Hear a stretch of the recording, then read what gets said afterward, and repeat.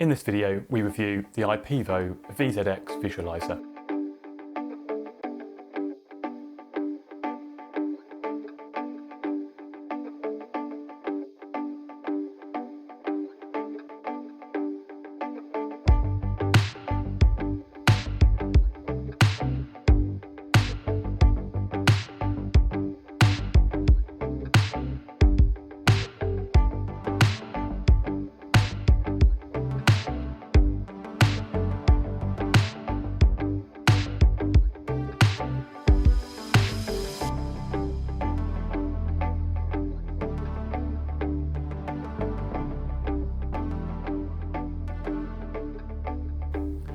This will be a fairly detailed review.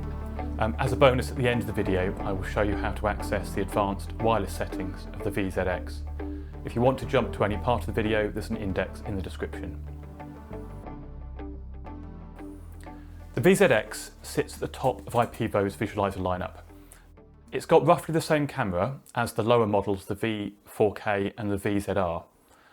It's a nice high resolution, although it's not really 4K as some of the specs would suggest.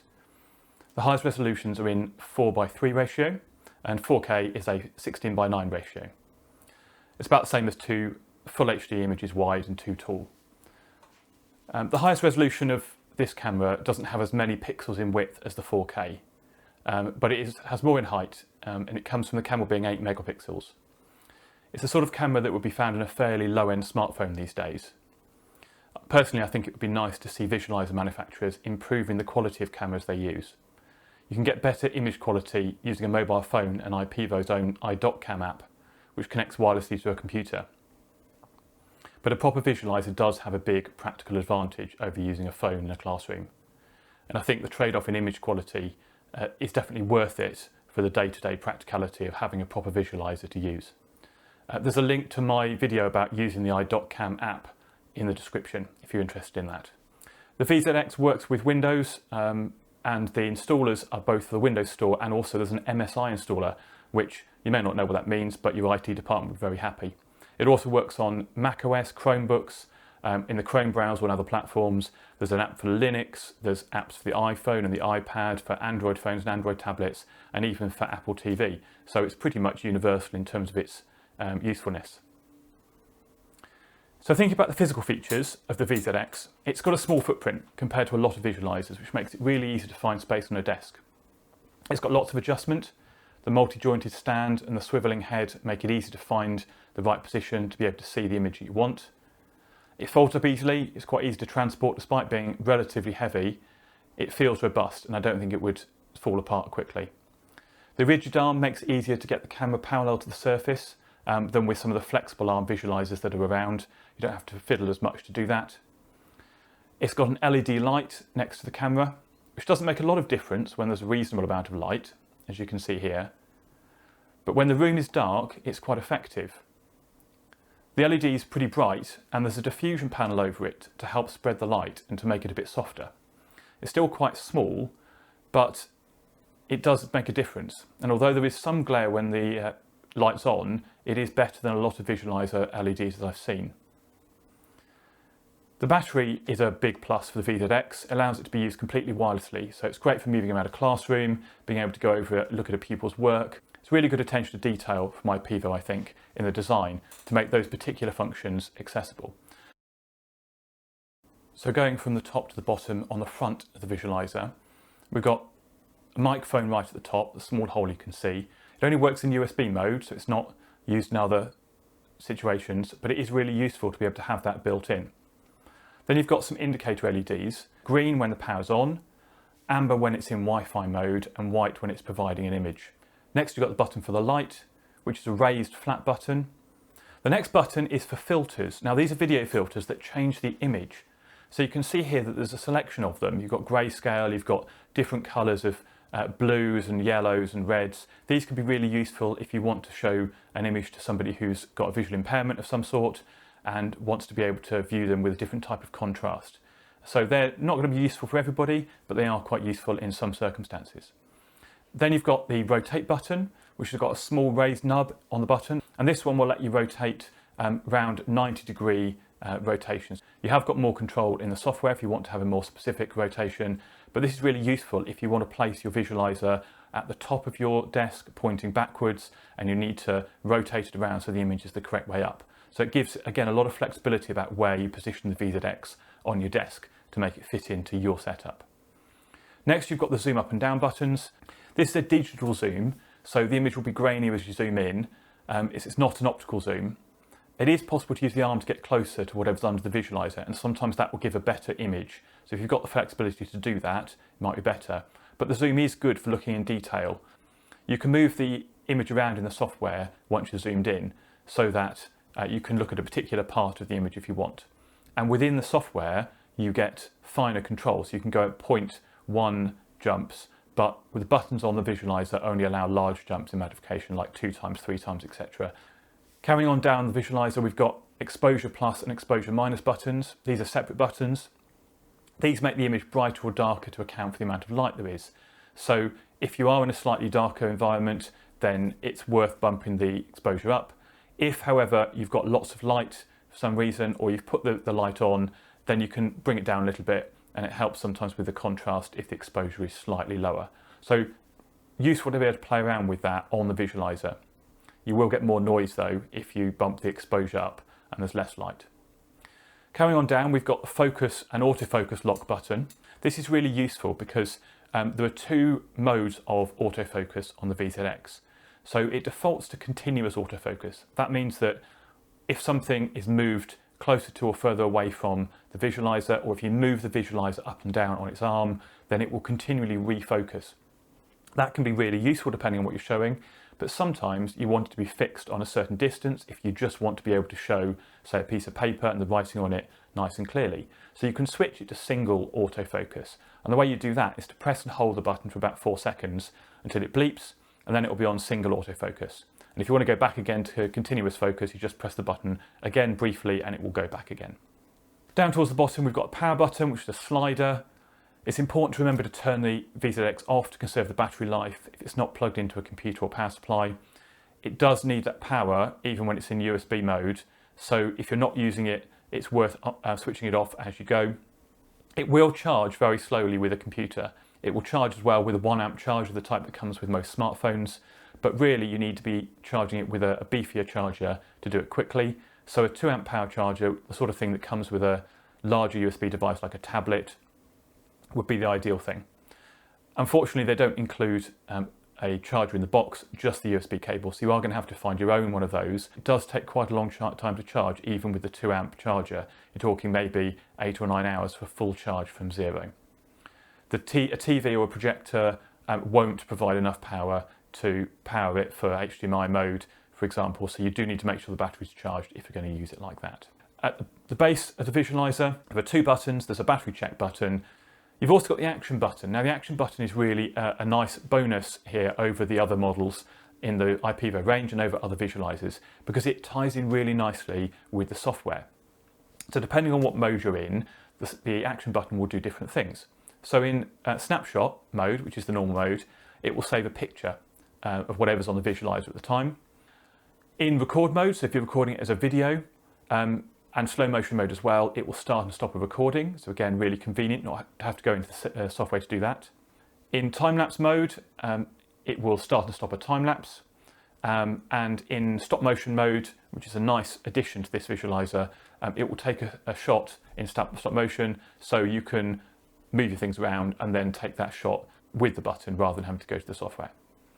The action button will basically do whatever the blue circle button does in the software.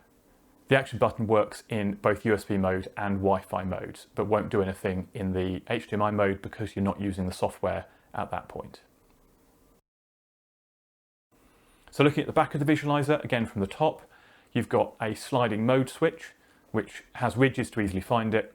That switches between Wi-Fi and USB and HDMI modes. The frequency switch is next. Now, this is something you can set and forget. This lets you tell the visualizer the frequency of the electricity in your country. So for example, in the UK, that's 50 Hertz and it's 60 Hertz in the US. It won't be a big problem if you set this wrong, but you will get some flickering on the image. So it's worth making sure you get that set to the right thing. And once you've set it, you can leave it alone. Then you've got a micro USB port. It'd be nice if this was USB-C like the VZR is. Then next you've got the full-size HDMI port. Again, there's not a HDMI cable included, so you'd have to get your own if you want to use it in that mode. The HDMI mode lets you bypass a computer and plug it straight into a TV or a projector. You still get most of the options that are on the buttons, so all the things we've talked about that you can do straight from the visualizer are available in HDMI mode except for the action button. But there is less control than you have when you're using the VZ-X with software on the computer. When you're in the HDMI mode, the Zoom Plus button goes through 4 zoom levels, and if you press it at the Zoom Minus button from where you start, it actually switches to a 4:3 ratio from the standard 16:9. So that's useful if you're connecting it directly to an older projector with a HDMI input but that has a 4:3 ratio, because it lets you use more of the screen rather than having a letterboxed image. When you're in HDMI mode, you are limited to a maximum resolution of Full HD, that's 1920 by 1080 pixels. Now, the standout feature of the VZ-X over other visualizers is the same one that differentiates it from the cheaper VZR model, and that's the ability to connect wirelessly. So it can connect to a PC, to a Mac, to a Chromebook, to an iPad, an iPhone, or an Android phone or tablet, using the wireless option, as well as an Apple TV. Now on the PC, the Mac or the Chromebook, use the same visualizer software that's used in the USB mode, and it works in pretty much the same way. Most of the functions are still there. There's a few limitations. So the resolution is limited in the same way it is with HDMI to 1920 by 1080, the Full HD. That's a 16:9 resolution. There's also a second resolution that's optional, which is 1600 by 1200. That's a 4:3 ratio. The zoom's limited to whole number stops, even in the software, so you don't have that fine-grained control you do in USB mode. But other than that, pretty much all the other options are available in Wi-Fi mode. If you use it with an iPhone or an iPad or with an Android device, there are 2 apps that IPEVO produced to work with the VZ-X. The first is a version of the same visualizer app that's used on a computer, just for the mobile devices. The mobile app has the same features as the computer app, and it lets you do things like video recording, and lets you do time-lapse. It is missing a few of the more advanced features, like annotations, picture-in-picture, as well as things like stop motion and live streaming. But it is developing all the time, and I've seen quite a few updates to it since I started using it. And they do seem to be adding things to try and keep the different platforms as much in feature parity as possible. The other app that's available is a whiteboard app, which is quite nice actually, as something you can use if you, say, use an iPad with an Apple Pencil for projecting. That also lets you use the visualizer as a view, so you can switch between the whiteboard and the visualizer, and you can even use the whiteboard tools over the visualizer image to annotate things that might be shown. In my experience, the visualizer works flawlessly over Wi-Fi with both computers and mobile devices. I've used it on a couple of PCs, I've used it on a Mac, an iPad, an Android phone, and in all of those cases the image was clear and the connection was very stable over my Wi-Fi. It is possible to view the image from the visualizer on multiple devices at the same time, and the image is still very good quality on all the displays, but there is increased delay as you add more devices, and as you add more, the delay gets worse on all of those devices. So although it's good if you're having a fairly static image, I wouldn't use it if you're trying to show anything that involves much movement. There is a slight delay anyway when you connect a device via Wi-Fi compared to USB or HDMI, but it is really minimal when you're using one device, and I didn't find it to be a problem at all over a local network. There are a couple of other things that you need to bear in mind, which make the wireless option a little bit less practical and less useful than they would be otherwise.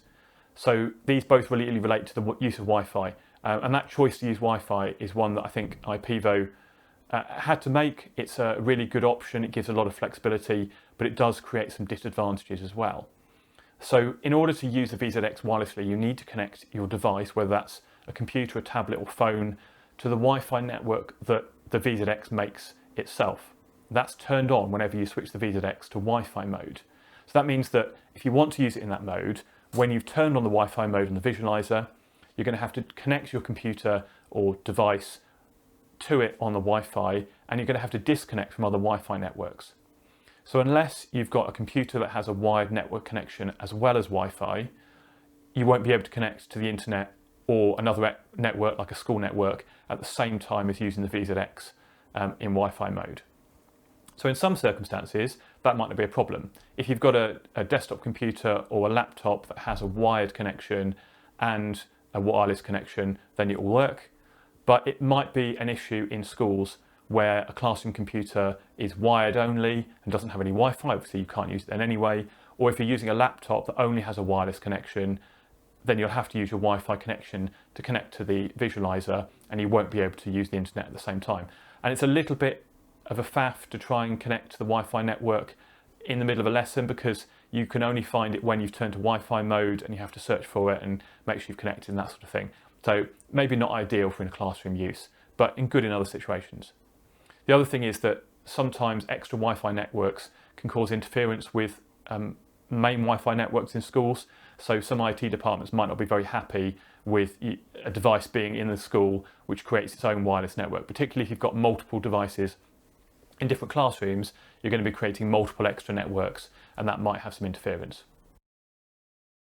Now, we've already talked a little bit about software. It's free on all the platforms, and whereas most visualizer companies' software only works with their visualizer, because the IPEVO cameras, including the VZ-X, appear on your computer as a USB camera, it means that their software will also work with any other USB camera. So anything that connects as a USB camera, including built-in webcams and laptops, that sort of thing, will be useful in the software. It also means that the visualizer can be used as a webcam in video calling apps really easily. So things like Skype and Zoom and Microsoft Teams, that sort of thing. And in recording apps like OBS Studio, screen recorders like Camtasia or Loom and ScreenFlow on the Mac, all of those will recognise the VZ-X as a camera, which means you can use it for video calling, for recording things directly into those software. So it's a great solution for those things, and it helps to avoid the need for having a separate webcam and a microphone, which can be really useful in a classroom for a teacher who needs to join the occasional remote meeting. It means that you don't have to have another webcam and microphone on your computer, which is great, particularly if it's a desktop computer. You can just flip it around and use that. One big bonus for teachers or anywhere else who can't install software on the computers is that IPEVO make a version of the Visualizer software for the Chrome browser. It's not quite as fully featured as the desktop apps, but it does come close, and it works really well. So I've used that quite a lot in the classroom with not just the IPEVO visualizers, but other brands of visualizer as well, because you don't need to install it. You just send it to download into the Chrome browser. You do have to do it via the IPEVO website though. If you search in the Chrome App Store, it won't appear. So go to the link in the description below, and that will take you to where you can download the software for all the different devices, including the Chrome browser. There's so much in those different software platforms. I'm planning a separate video looking at the Visualizer software from IPEVO in more detail. If you'd like to see that, please let me know in the comments if it's something you'd be interested in. So I think that IPEVO have made a really capable visualizer in the VZ-X, which, although it's at the top of their range, is still cheaper than lots of the competitors from some of the more established brands. And at full price, it's about £300 or $300, but there are occasionally discounts on Amazon or even discounts available directly from IPEVO where you can buy it. There are links to both the Amazon and the IPEVO websites below. There are a few minor niggles, but it's an ambitious product and I think it's executed well. The software is powerful and robust and really flexible, and I like the fact that if you've got another visualizer that you want to switch to occasionally, you can use the same software. If you don't need the wireless though, there are other visualizers in the range that are worth a look.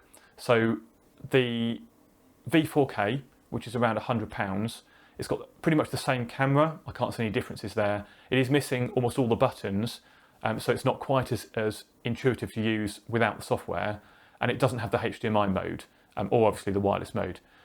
But it is much cheaper, and if you're bulk buying for school, that might be the way to go, because you still get the same image quality, you still get the same flexibility with the arm to be able to show what you want.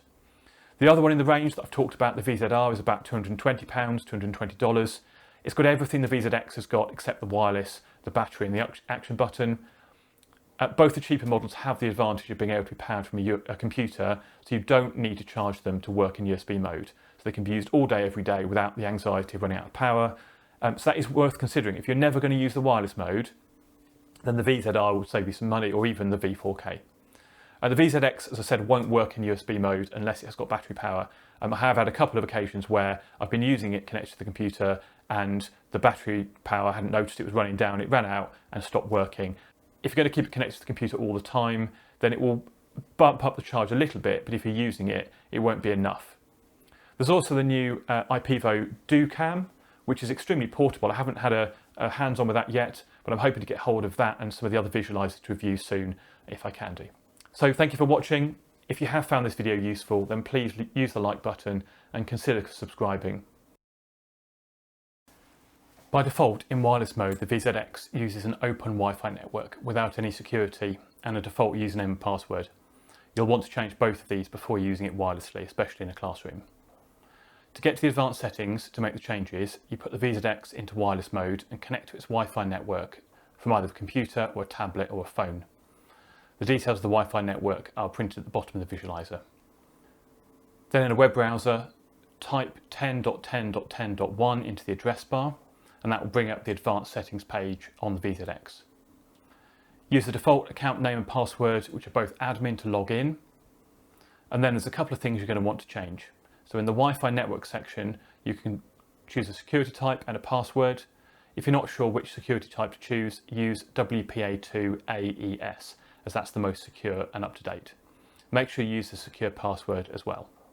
Then in the account section, you should change at least the password. You might also want to change the username from admin to something else.